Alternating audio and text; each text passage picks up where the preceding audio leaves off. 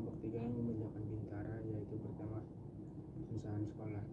Bapak Kepala Sekolah anu kusimkuring dipika hormat, Bapak Sinaran Ibu Guru oge staf tu anu kusimkuring dipika hormat, para tamu oge orang tua muridnya kusimkuring dipika hormat, oge terhilap kabeh rerencangan anu kusimkuring dipikanya.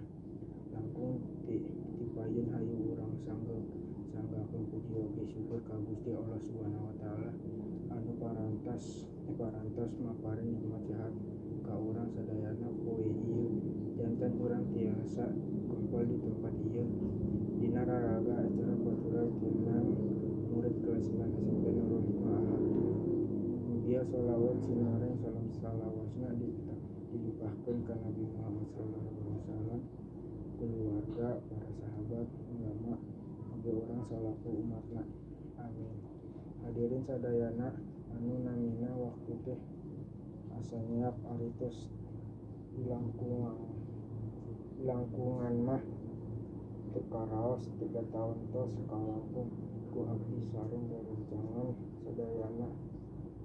Ieu artina kami teh bade izin ninggalkeun ku sakola nutus janten rorompok kadua.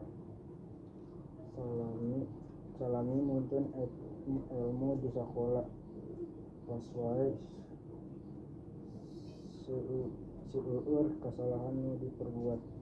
Kusabah eta abadi ngawakilan rerencangan saangkatan nguhunkeun hampura.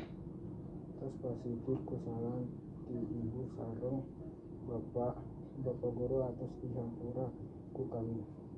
Oge teu hilap nuhun parantos jadi nyaeutkeun waktu, tenaga, sareng pikiranna kanggo ngawulang abdi sadayana. Mugia elmuna tiasa manfaat kanggo abdi sadaya tur janten amal jariah kanggo bapa sareng ibu. Amin.